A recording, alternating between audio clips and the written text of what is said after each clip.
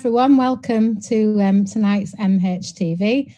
Slight change tonight that Nikki's having tonight off, and we've got Dave here covering the social media tonight, and we're joined by our guests from Centre for Mental Health. But before I move on to our guests, I'll first pass you over to Dave, who will say a little bit about social media if you're joining in for the first time.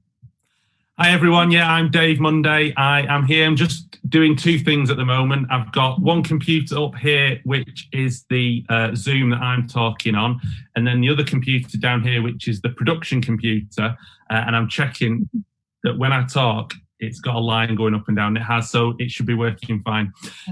Nikki should be on tonight, but she's had horrendous problems with her Wi-Fi today, and we didn't want to have it where the conversation was spoilt by her keep dropping in and out. So that's why we've changed around roles tonight. In terms of social media, same rules as always. Obviously, you'll be watching us on our Facebook Live channel. So if you've got any comments or any questions, or you want to get involved in the debate or discussion, just pop your message into Facebook Live. We also want to see your comments on Twitter as well. And obviously, so we can see them, all you need to do is include the hashtag MHTV. And even though Nikki isn't involved in the conversation here tonight, she's going to be in the conversation up there in the clouds. So do have a chat with her there as well. So back over to you, Vanessa. Lovely, thank you for that. And we'll go straight over to Liz, I think. Liz, could you just introduce yourself and tell us a little bit about your involvement in the Year in Our Lives project that we're going to talk about tonight? Thanks, Vanessa. Yes, I'm Liz May Morrison, and I've been working with Centre for Mental Health on Year of Our Lives 2020 since the start of the project, really, as an advisor, but also writing my own piece and getting involved with looking at how the whole project would be set up. So yeah, that's my role. Brilliant, thank you. And Thea, should we go over to you just for an introduction first of all? Sure. So I'm Alethea, or Thea. I work for Centre for Mental Health. I'm the digital and comms lead, and I've sort of been heading up the project with a lot of help from Liz and our other expert advisors. So yeah, we're just excited to be here tonight. Yeah, thank you very much for joining us. I'm dying to know a little bit more about A Year in Our Lives. So tell us, what's that all about? What have you been doing? Okay, yeah. So I guess it sort of goes without saying that this has been a year like no other, unprecedented, all of these sort of cliches. But I guess we know that the pandemic's really rocked people's mental health and sense of well-being, and people adjusting to a lot of change. And as a bit of context, some of you might know that back in like 2014, 2015, Mark Brown did a piece of work called A Day in the Life. Yeah, remember that. That was asking people with mental health problems to write about their day over like a span of a few months. And we at Centre for Mental Health, we did the evaluation for that. We did like a thematic analysis, and it was really interesting to draw out those topics. And so when the pandemic hit, I think we really wanted to just sort of create a space where people could talk about their experience of the pandemic and how it had affected their mental health, to sort of tell their story, and in doing so to create like a collective shared story of 2020. And we wanted to capture those sort of everyday experiences that might seem boring to the person themselves even, but like Mark Brown said in one of our videos, you know, those little everyday things are the way that we actually tell history, and the way that we share what it was actually like. And there's an element where we are living through history, and so we want to capture that. And we want anyone to get involved. So it's not just people with a mental health problem, it's anyone, because obviously we're all experiencing it. So we've invited people to write about their experiences, how the pandemic affected them, and then we're sharing it on our website and social media. And then once we close for submissions, our researchers will be doing a thematic analysis on it, drawing out some narrative around it, but also drawing out kind of what's helped people, so that we can say this is really what helped people through such a difficult year. So it's sorry, go on. Sorry for interrupting you. When did it start? When did you start? We started back in about June time. Right. Yeah, so, and we've had some amazing responses so far. Like, I mean, one of the ones we published today from Liz, who we will hear more from. But yeah, just people, people saying, I've been sober for years, and the pandemic has really challenged my ability to stay sober. People who were having support for mental health problem, and suddenly that support dramatically shifted to being online or stopped. University students who've really struggled or have just had such a weird thing to adapt to. But also what's interesting is that there have been positives, people saying helping other people through the pandemic has really helped my mental health. And then other people kind of just saying, actually, lockdown is my life and always has been. Like, people who've been isolated for years, and suddenly people around them kind of empathize a bit more because we're all a bit more isolated. So that's a bit about the project.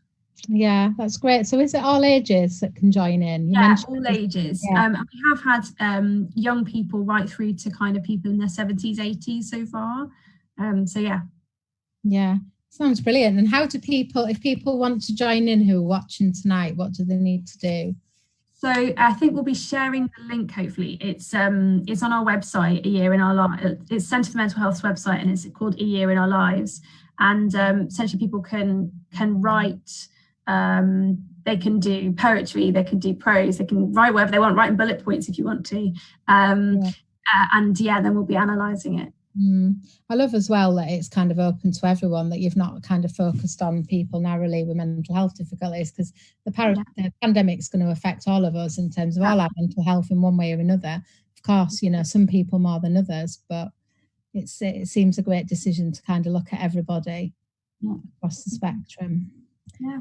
So and Liz, how have you found it? I have had quite a year.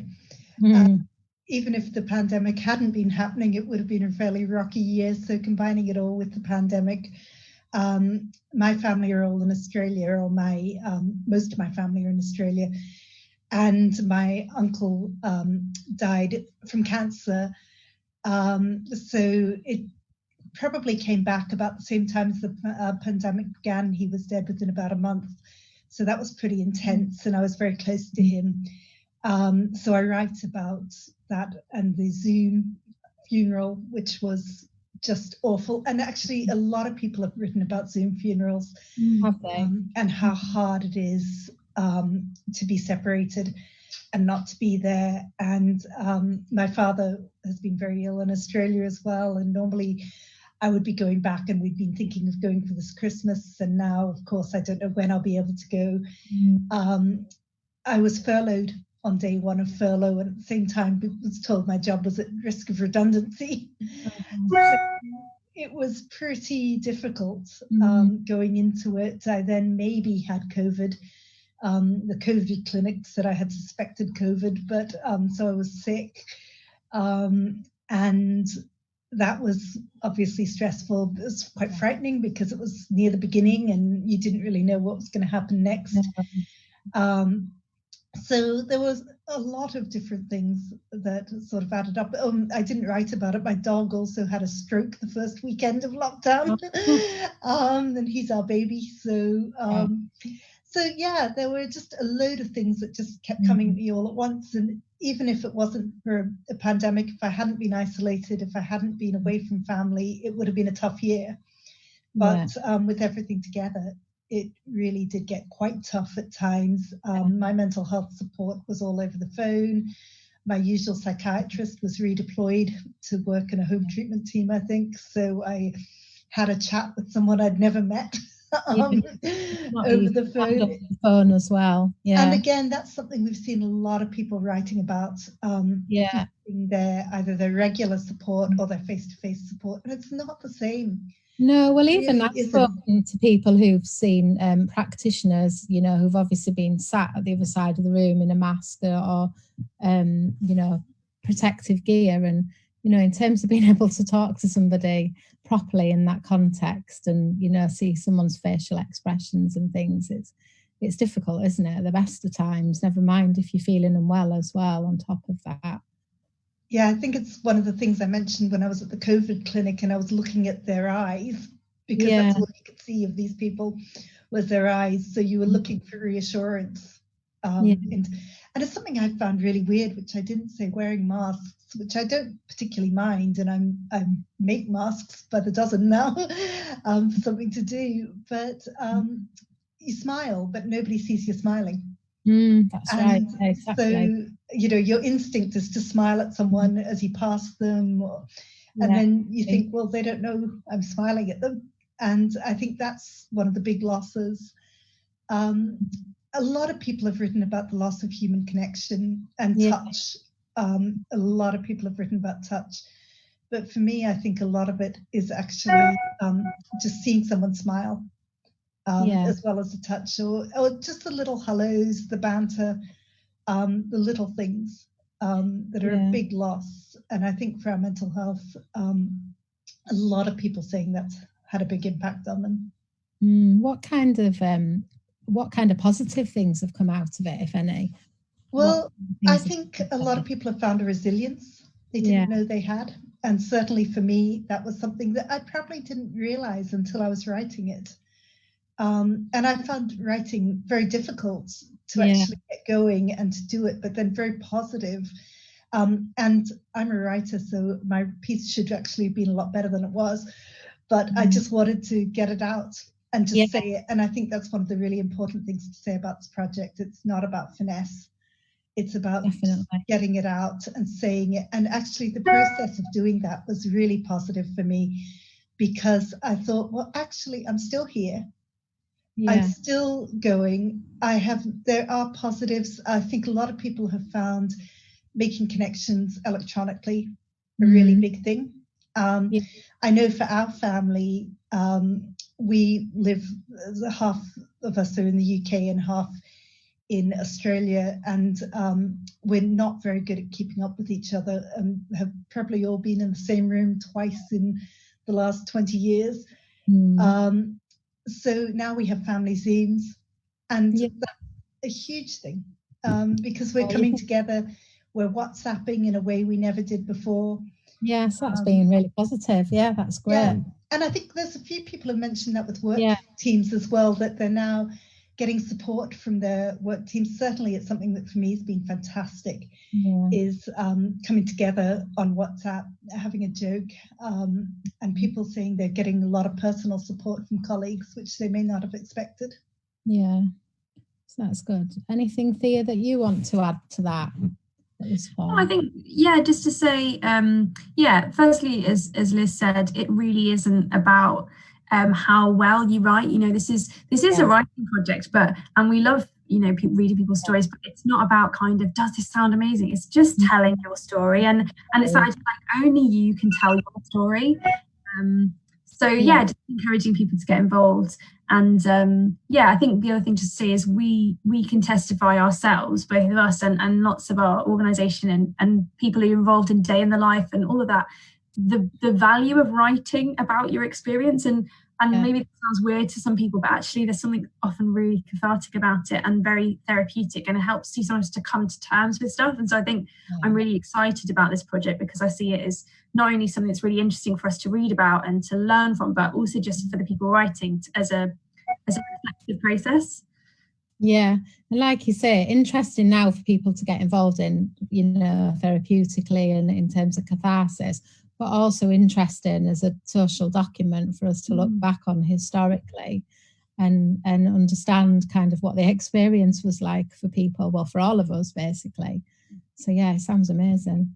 And then if you have a lot of important, I think it's going to be really important as a social document, actually, just having people contemporaneous reports, as opposed to looking back, although I guess anybody who's writing now is looking back to a degree, but we're also looking forward. You know, we don't know what, we are still living in the here and now. It does keep changing.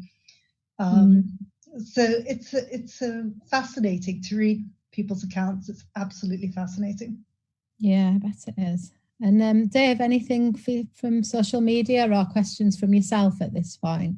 Not from social media yet, but that's kind of standard for an episode into Vanessa. They usually start sort of rolling in as we get towards the end, which is always a little bit frustrating.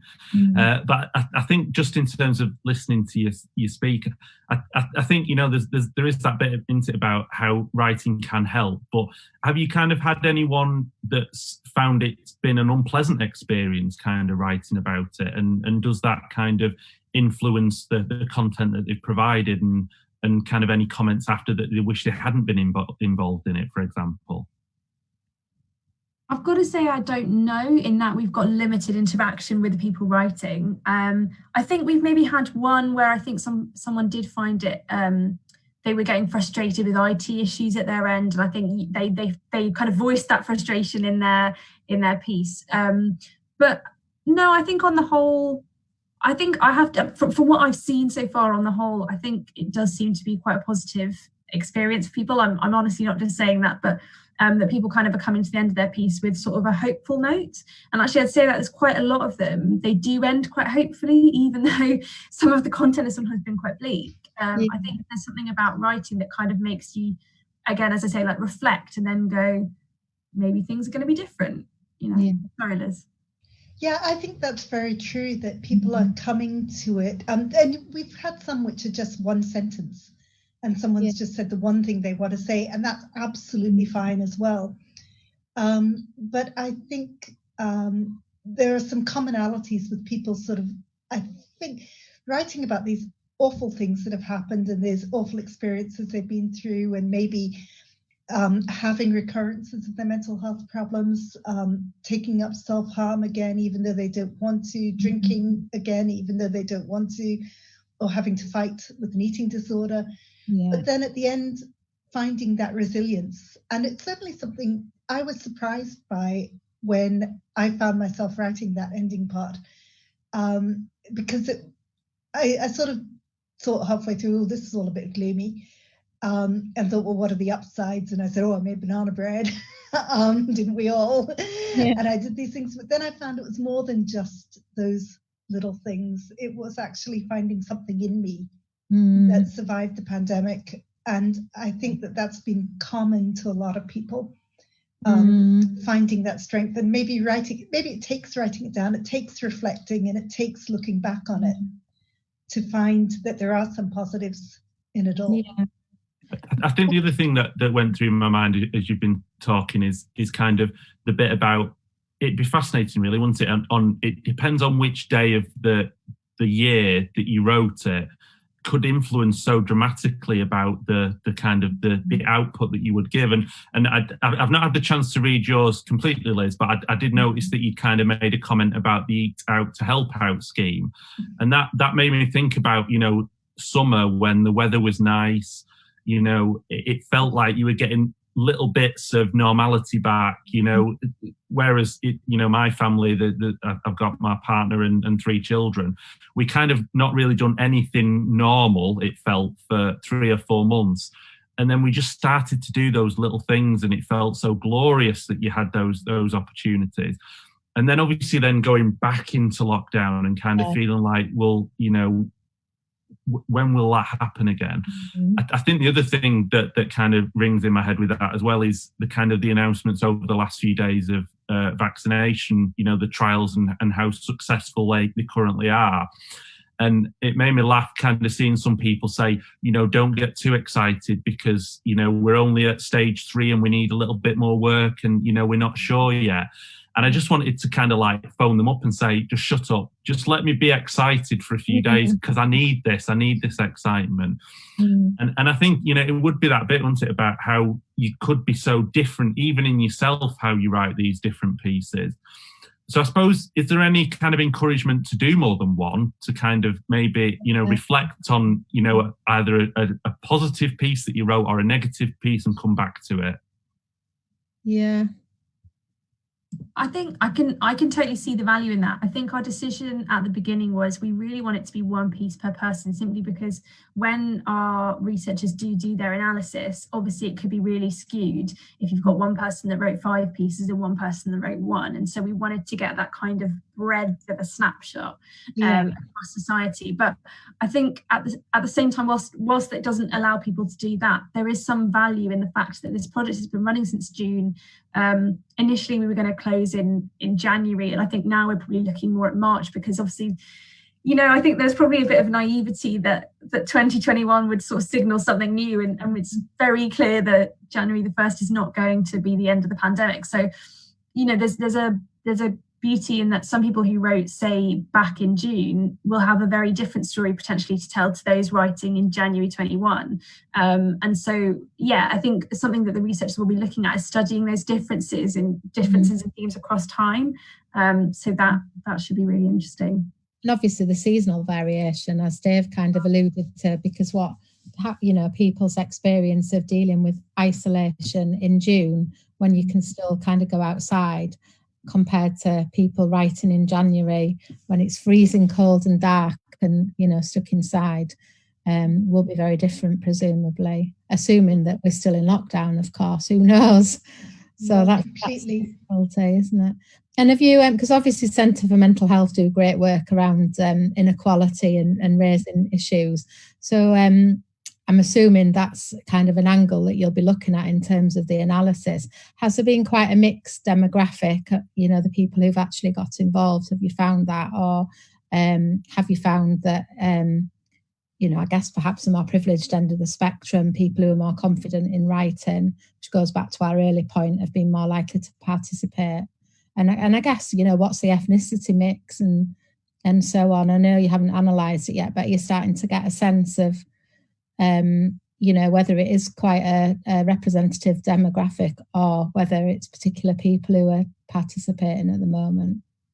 Yeah, so I mean, in terms of demographics, we don't obviously, it's not, we wouldn't capture any sort of class or socioeconomic demographic, which is a shame. But again, as you say, there's potential that this does lean towards people who feel more confident to get involved in the writing project and they've done.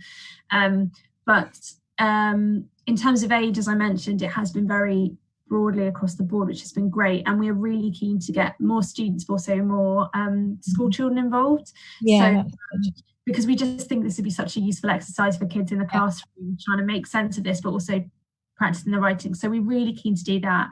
In terms of ethnicity, from what we can see so far, it has been quite white, and that's something we're really trying to address by trying to reach out specifically into specific communities. So yeah, really trying to maximise that, because we want this to be representative. From everyone. So yeah, we're engaging with different groups. So yeah, it's great. I think I mean, you'll just from the sort of qualitative analysis, you'll see some of the kind of themes around, you know, the different coping strategies and aspects of inequality around whether people have got access to, you know, gardens, or, you know, whether people live in urban environments, poverty, and same with schools, really. You know, children who are at independent schools, you know, having very different issues, you know, to children. Like I know, for example, lots of independent schools have done a lot of classes online on Zoom, and a lot of comprehensive schools have taken the decision not to do that because a lot of people don't have access to technology. So yeah, loads of different issues, really. It's really interesting, isn't it? Yeah. Something else I wanted to ask was, I had earlier this year when we were kind of in the midst of the first wave, I went back and worked on a medical ward, as you know, because I'm a nurse, and I did a few shifts and very quickly managed to catch COVID, and then obviously ended up in hospital myself with it. I suppose kind of at that point, I was really kind of reflective and really interested in kind of, you know, capturing some of the thoughts that I was having at the time. And I suppose one of the things that went through my mind then was that bit about, you know, the kindness of strangers and how much, you know, people are willing to help someone that they've never met before. I think, you know, then kind of recovering from COVID, then getting back to work, I didn't write anything down, and I'm now kind of like 4 or 5 months later. So I suppose, have you got any tips on how to kind of rekindle those thoughts, to bring them out and to get them and to sort of commit them to paper? So, you know, to kind of contribute to this, or would you kind of say that moment's gone and the thoughts are lost for me? Oh, the thoughts aren't lost. The thoughts aren't lost.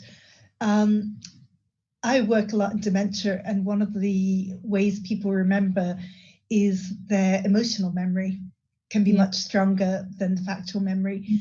So some of it would be thinking about how you felt, and thinking how you felt, maybe what something smelled like or not smell like. What was it like to not taste your food? What was it like to not get a hug? What was it like, or what was the first hug that you got like? So remembering some of those emotional and I guess the senses. Did you smell something or did you not smell it? Remembering things like maybe the colors of spring.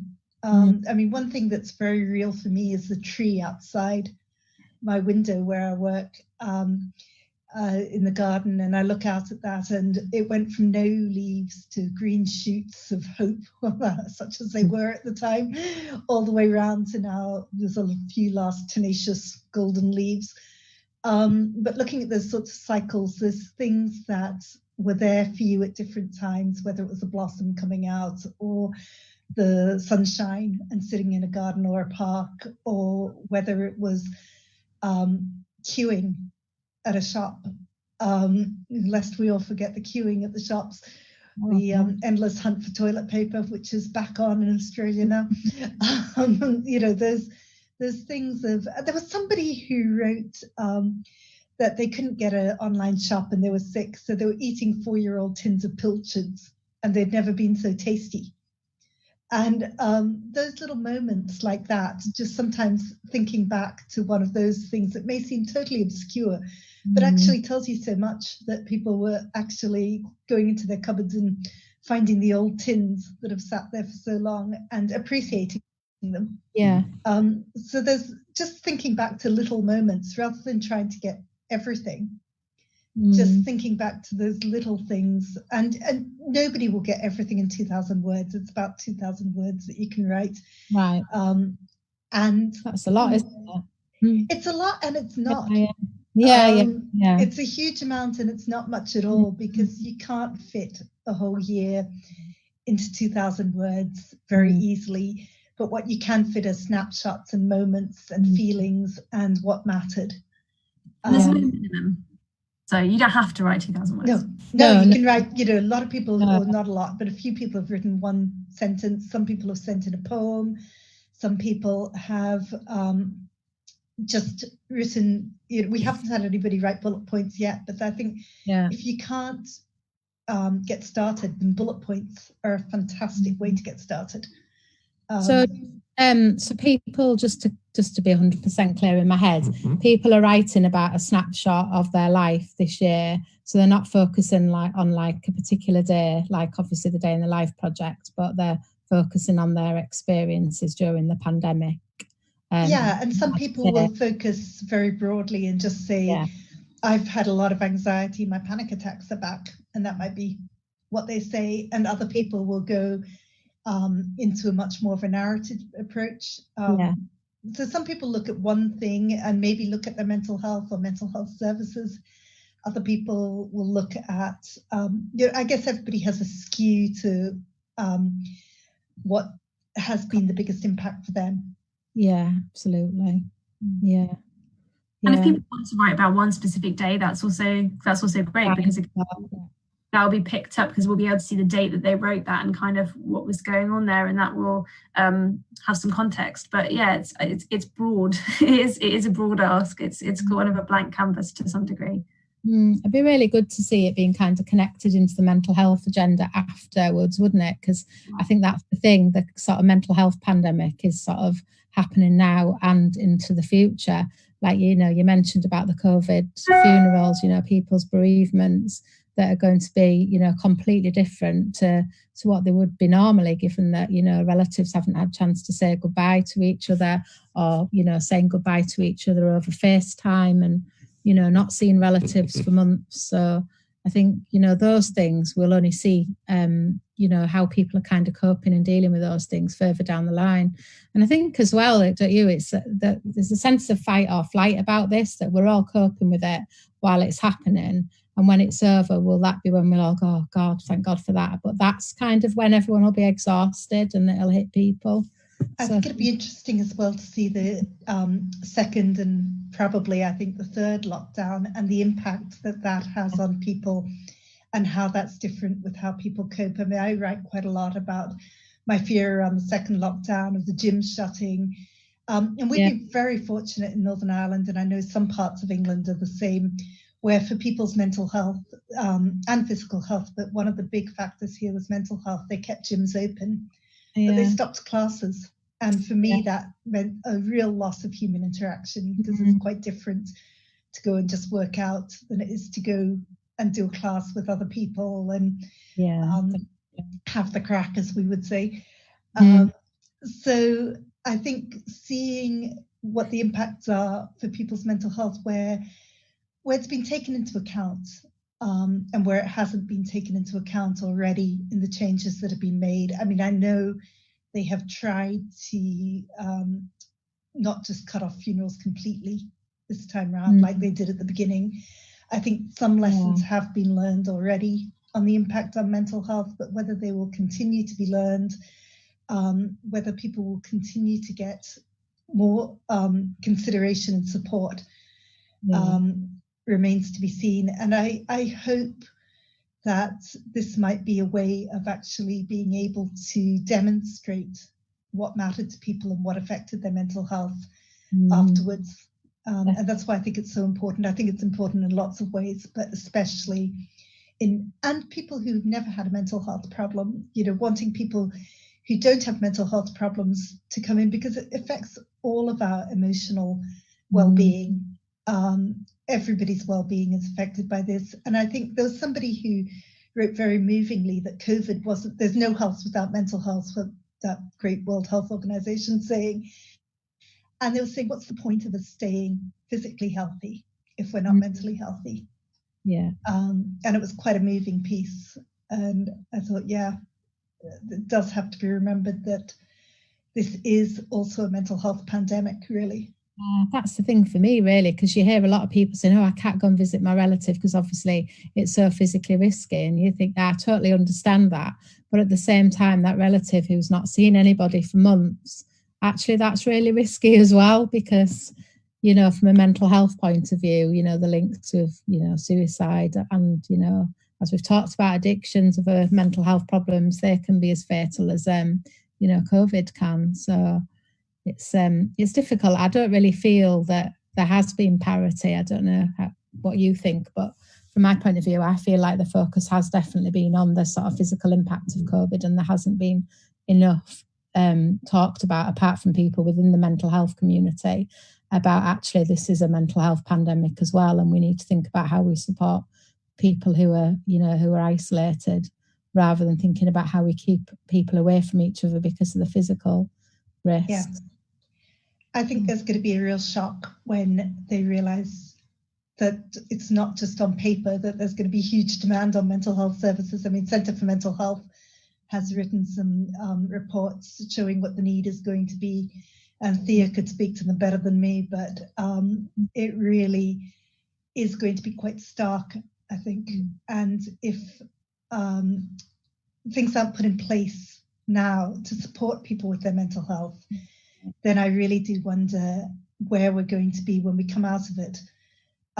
We can't vaccinate for people's mental health. No, exactly. Yeah.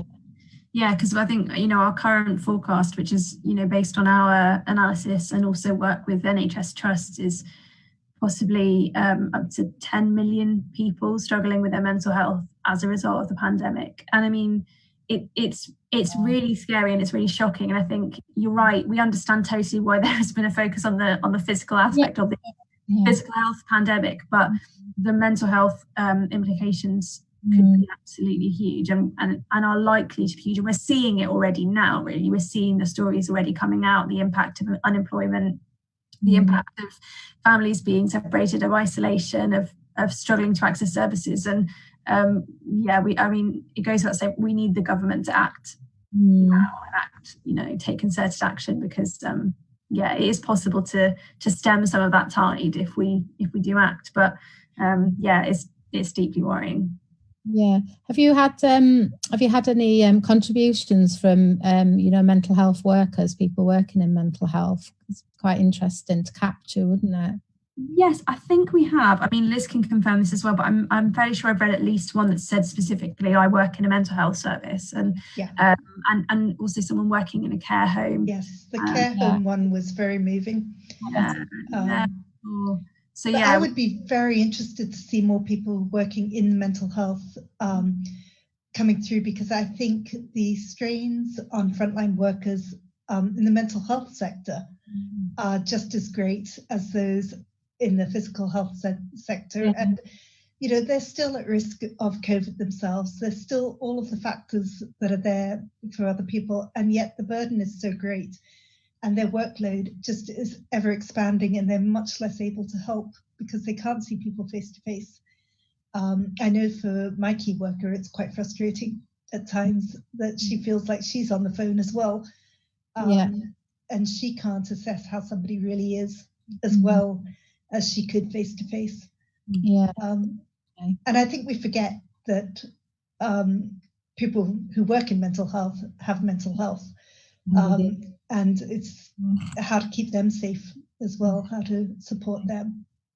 Yeah, well, that's something we can help promote as well through, our channels, through, Unite and We Mental Health Nurses and stuff, to try and kind of encourage people. And obviously people listening tonight, if you work in mental health, then, do submit a story. I think you're right, we should be capturing the experiences. And it's great to get all frontline workers involved, isn't it, and tell their stories. But I must admit, I've heard a lot more stories about nurses who work on acute wards and doctors than I have heard about people who work in mental health. So it would be really good, wouldn't it, to get those stories included as well. And yet one of the first stories about a nurse who died was a mental health nurse. Yeah, well, I know a mental health nurse who's died of it as well. And in fact, I know 2 mental health nurses who've died of COVID-related deaths in the last year. So that's just 2 that I know personally. So, people have lost their lives, and we need to remember that, don't we? And it's, I haven't heard much sort of publicly talked about in terms of mental health nurses and the risks. So, we have. I just wanted to feed in. Part of this tweet has been answered, and it was something I was going to ask as well. So I think it's obviously on preying on lots of people's minds. But just to read it, because it's also a comment about what a great project it is. It's a lovely idea, and storytelling writing is powerful. How could people who cannot write or have access to technology, Wi-Fi, so that'd be Nikki tonight, be included in this project so their voice can be heard? And was there any representation from healthcare professionals working on the front line? So obviously we've answered the second one, but that sort of first one about how can people who can't write or have access to the technology be involved? Yeah, that was a question I was going to ask as well. Yeah, sure. So, because some other people have asked, we've thought about this from an accessibility point of view. I mean, obviously, if there were any issues with people writing, just in terms of not being able or not wanting to write it down, we've said to contact us. There's an email address on that webpage to contact us, because obviously we could take audio submissions. We haven't asked for audio submissions because obviously if we got a lot, that would take an awful lot of time to transcribe, but certainly if that's an accessibility issue, we could do that. If it's a case of Wi-Fi, we I was going to say email us, but you can give us a call, and if you want to handwrite it, if that's the way that you can, the only way you can submit, then we would be perfectly happy to receive it in that way. We want to make it as accessible as possible. Yeah, that's great. Brilliant. Anything else, Dave? I've just gone over to the Facebook page and there's been quite a few comments there, so I'm just reading them. So carry on chatting while I try and work out what the questions are. Sure. Yeah, I mean, there's so much, isn't there, within this? I mean, it really is, like a brilliant project. And I wish kind of we'd had just captured something just around mental mental health nurses. I know, like personally, I thought to myself, I really wish that I'd kept a journal, during lockdown. And as this lockdown started, I thought, right, I'll do it this time, and I haven't. So, the fact that it's gold dust, really, isn't it, that you've managed to capture people's stories. Yeah, really. And I think it's an encouragement. It's really encouraging what Liz said about kind of like those thoughts and those memories aren't lost. And actually, as she was speaking, I was then actually thinking back to my own lockdown and those sort of the senses that I associate with it. And I think it's encouraging to think, well, we didn't write about it then, but the fact is, if you write about it now, you've got more to think about. And so, at whatever period people write, there will be a lot of experience they can reflect on, and so that's not lost if you haven't written it already. And I think that's really nice. Yeah, it was one of the things that was quite hard for me, because I started writing right at the beginning, and then everything just kept changing. Everything kept changing and kept changing, and the moods keep changing as well, don't they?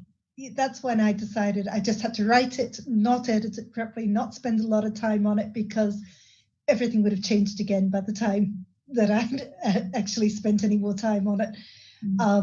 So I think it is going to be really interesting to see. I mean, if I'd written it in 2 weeks, then it could have been quite different, because either lockdown here in Northern Ireland might lift or it might not. And, so I don't know what's going to happen. And in the end, you have to sort of stop second guessing what happens next and just take the plunge. But it is something that I think when you do it, you do take that step back, you do reflect a little bit on the whole experience, and it's something that I would not have done otherwise. I think I agree with Dave about kind of the experience of like the first lockdown, but then the sense of kind of being able to go out again a little bit and, go to a cafe again, which seemed absolutely amazing. And now, in winter kind of being locked away again, I think that we'll probably, the stories will probably capture very different views, won't they, in terms of whether it was during first lockdown, second, and probably different again in the new year, depending on what happens then as well. So that'd be really interesting. And with the fatigue of it all, whether, at the beginning we had that real blitz spirit, as people kept saying. I think if I heard blitz spirit one more time, it was like the new normal. I was going to scream. But I think that will we have that, or will we just have fatigue? It's not a beautiful summer. That beautiful spring summer that we had at the beginning isn't there. It's going to be dark. It's going to be cold. It's going to be wet. We're not going to want to be going and wandering in the park and smelling the flowers, or sitting in our gardens and listening to the birds. It's just going to be a lot tougher. And we've had, 7-8 months of it. We're bored, we're tired, we're sick of it. We've done the banana bread. We've run out of Netflix. What happens next? Thank goodness the Crown's back on. It's probably going to play a bigger role in people's lives than they ever anticipated. I think one of the things that I'm thinking about a bit at the moment as well, and I don't know how this will influence the project or not, is that issue about Christmas and what will happen with Christmas next. And I think your boss, Sarah Hughes, shared a tweet maybe today, kind of highlighting that, the Christmas that the politicians are kind of trying to defend is not everyone's Christmas. Actually, and it goes back to a comment I think, Liz, you made at the start about, lockdown is some people's lives, and it has been for many years kind of thing. So, actually, saving Christmas to some people is a complete irrelevance. But I think the thing that keeps running through my head is this bit about how much are we going to be willing to kind of sacrifice progress on, keeping COVID in check for a few days of celebration. And did we do the same kind of thing for Diwali? Did we do the same kind of thing for Eid? And obviously we didn't. And just, that's really kind of run through my head about how sad that is, that I feel that we, there was no kind of national outcry that wasn't done. but when we come to Christmas, will we face it? So maybe not, you know, it'll be interesting to see how that's reflected. I have had the chance to read a few of the questions that have come in. Alan Simpson's been quite busy, so thank you, Alan. He's put a link on the Facebook feed with a paper, unsurprisingly, from the Mental Health PRU. So obviously some self-publication here. And that's about the impact on mental health care and mental health service users of COVID. And we did a session a few weeks ago on that stuff. But he also asked a question, and I'm not sure if you answered this early on, but if not, it might be helpful to repeat it. And it was, is the idea just to provide a space for people's writing, or is it to also analyse the text? And if it's the latter, do people have to consent to that? So yes, it's for them to provide it. It's both. It's for them to have a space to write, and then part of their consenting to be part of the project is that we will analyse their data, and obviously that would be completely anonymous. But yes, part of it will be us doing the analysis. Does that answer the question? Yeah, perfect. I'm not going to give him the chance to say anything else, but yeah, that's great. Cool. Yeah. Anything else, or does that capture it? I think that's the ones that have come in so far, and I've kind of, as always, shocked by how late it is. It's already 1947. We're already running over, so yeah. So it always kind of comes to this point where we have to think about sort of last comments. And I suppose, Thea, for you, is there anything that you need to plug Centre for Mental Health wise in terms of this project? But would it be fair, Vanessa, that we say if you want to plug anything else as well? You know, maybe you've had like a really amazing report last week from a mental health commission that you just want to mention quickly or something like that. I don't know. Cheers, Dave. I really appreciate that. Thank you. Yes, so very much on this, I would say, please just get involved. It is open to you, literally to all of you. We want to hear from you, and your story can help you, but it can also help us to understand things. And I think will help all of us to feel some collective understanding and experience in such a crazy year. And yes, I would just briefly say in terms of last week, we did launch a big report from our Commission for Equality and Mental Health, focusing on mental health inequalities. And as a result of that, we're asking people to share the report, but also to get in touch with their MP, because these inequalities are completely unjust.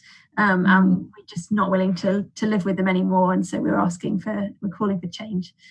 So please do check our website for that as well. And we'll tweet that as well, won't we, Dave? Thank you. Yeah.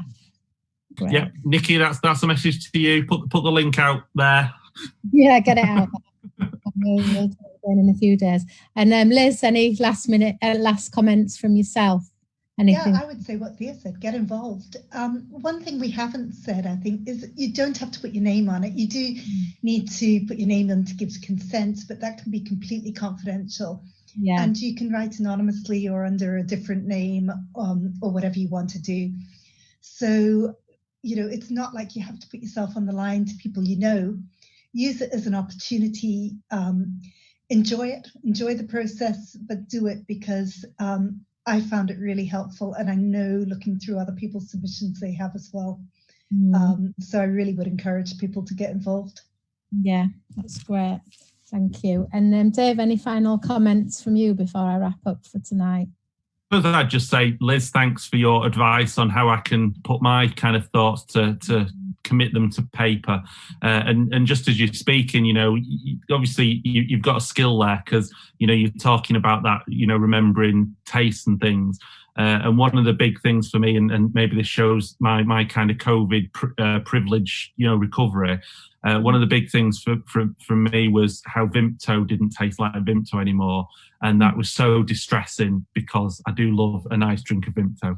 So I think I might hook that into my writing and, you know, see if I can send something in over the next few weeks. So Liz, you know, thank you to you for that. Yeah, and I definitely will as well. And, you know, I'll encourage, you know, mental health nurses as well, I think. And, you know, we'll put something on We Mental Health Nurses later and try and, because I think it's really important. And that for me is something that we can hopefully take forward. But I think it's been brilliant. I mean, it's really great to hear that this has been happening, and I'm looking forward to to reading the analysis as well later when that's done. But I definitely will submit something myself as well, and keep an eye on kind of what's happening with it. And it's been great having you both on. You've been brilliant guests, and as Dave says, I think you've kind of really encouraging and inspired us. So thank you both, and we'll leave it there for tonight. So if you're watching, we'll keep an eye on the social media feed as we generally do, and hopefully we've covered everyone's questions. But if we haven't, we will pick those up later. And thank you for listening, and good night from us. Good night. Right.